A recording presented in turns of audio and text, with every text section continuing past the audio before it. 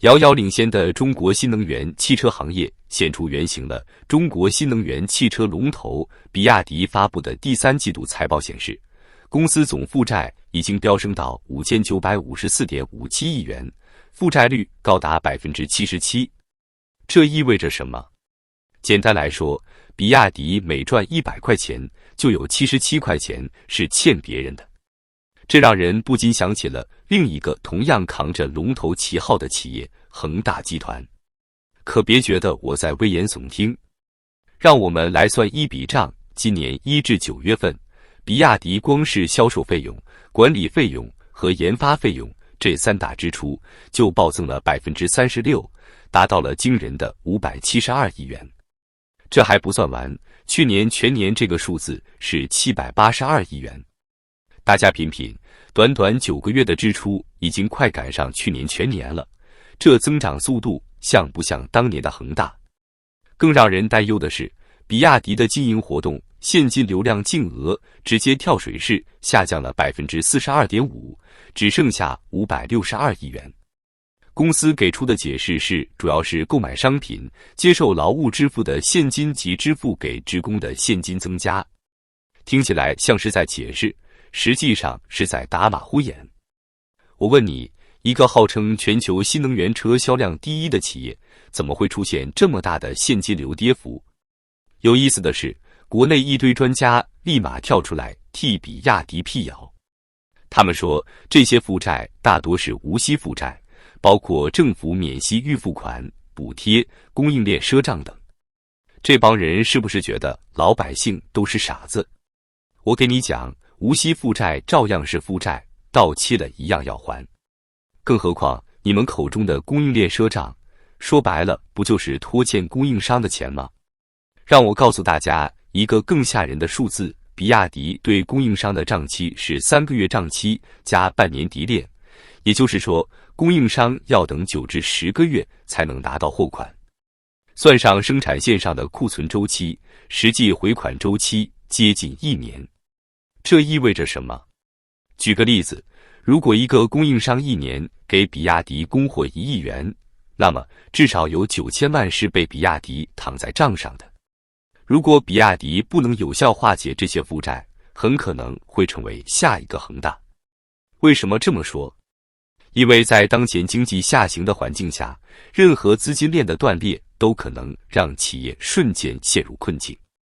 这可不是危言耸听，看看恒大的前车之鉴就知道了。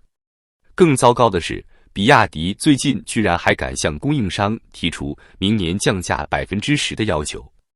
你说这不是在玩火吗？这些供应商本来就被拖着9至10个月才能拿到钱，现在还要强制降价，这不是要把人往死里逼吗？我给大家讲个更吓人的事。最近，比亚迪给供应商发了一封邮件，美其名曰2025年比亚迪乘用车降本要求。邮件里说什么2025年新能源车市场要进入大决战淘汰赛，所以要求供应商从2025年1月1日起把价格降低 10%。 好家伙，这种霸王条款连日本车企都不敢这么干。但你们知道这 10% 是怎么算的吗？据业内人士透露，比亚迪在签合同的时候就已经规定了年价，每年强制降价 30% 起步价。这回要求的 10% 是在这个基础上额外加的。也就是说，供应商要在1年之内总共降价 13%。我问问在座的各位，现在哪个制造业能有这么高的利润空间？有个供应商实在忍不住了，直接在回信中怒斥比亚迪的行为不仅违背了商业伦理，更是在无底线地透支中国劳动人民的勤劳与韧性。这封信在网上疯传，为什么？因为道出了太多供应商的心声。再给大家报个更劲爆的内幕，你们知道比亚迪引以为豪的全产业链是怎么来的吗？据多位业内人士爆料，比亚迪惯用的伎俩是先让供应商投标，等人家中标后就各种手段压价，同时拿到供应商的技术数据。然后呢，转手就发给自己的内部工厂开始仿制。如果技术搞不定，就直接高薪挖供应商的核心技术人员。这种学习完就翻脸不认人的操作，简直是教科书级别的白嫖。数据显示，比亚迪的电池供应商福迪动力已经被拖欠了几百个亿。而且不光是比亚迪，整个行业都在打价格战。上汽大通前几天也跟着比亚迪的步子，要求供应商降价10%，这不是要把整个供应链往死里逼吗？有供应商在网上控诉说，给丰田供货，人家1个月就回款；给比亚迪供货，半年账期加半年承兑，就是说要等1年才能拿到钱。更气人的是，比亚迪还规定下线结算，意思是说，你的产品在他们仓库里和生产线上的时候都不算在账期里，这不是明摆着在占供应商的便宜吗？而且比亚迪还玩得一手金融把戏，他们说要现金，可以啊，我们有金融公司可以帮你把提炼换成现金，但是这个提现率又是一笔不小的费用，这不就是把供应商当提款机吗？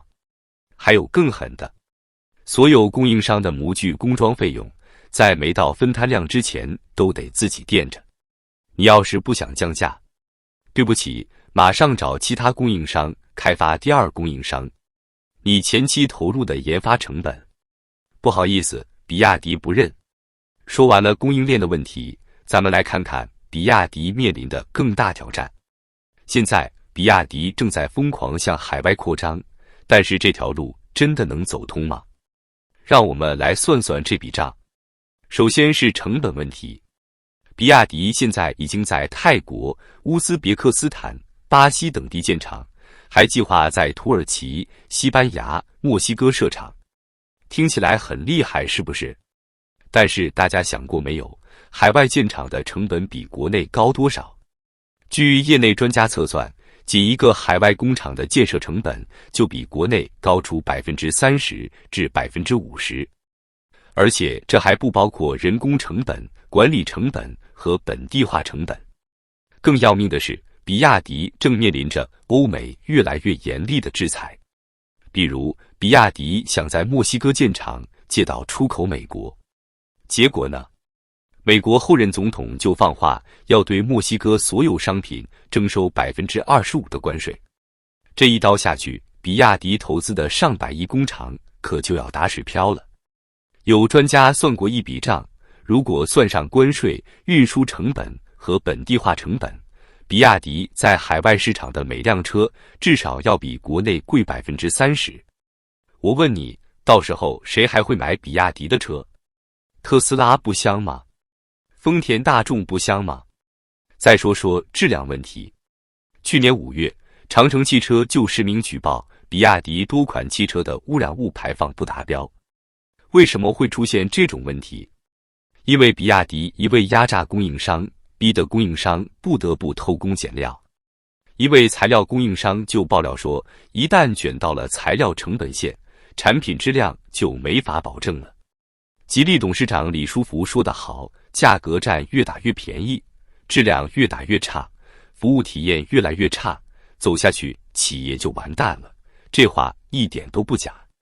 但是比亚迪现在已经陷入了一个恶性循环，为了打价格战，不得不压榨供应商，压榨供应商导致质量下降，质量下降又只能靠更低的价格来竞争。更可怕的是，比亚迪现在的负债问题已经开始显现。有数据显示，整个新能源汽车行业现在都在增收不增利的死胡同里打转。赛力斯的负债率 89.2%， 北汽蓝谷更是高达 92.31%， 江淮汽车也有 70.42%。这些数字告诉我们什么？整个行业都在玩命透支未来。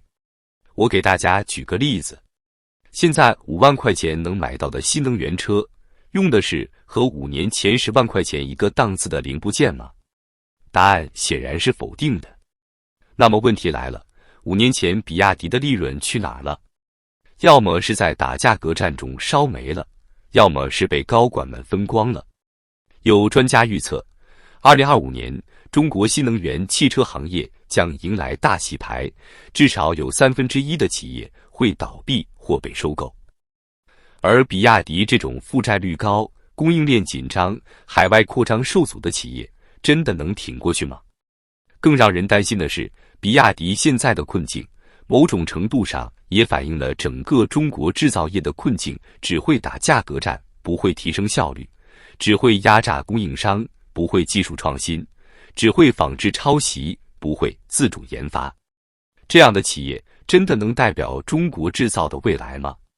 说句不好听的，如果这就是中国最强的新能源车企，那么中国汽车产业的未来恐怕真的要步手机产业的后尘了。到时候不是倒闭就是被收购，最后只能沦为国际巨头的代工厂。这就是中国制造的宿命吗？让我们拭目以待吧。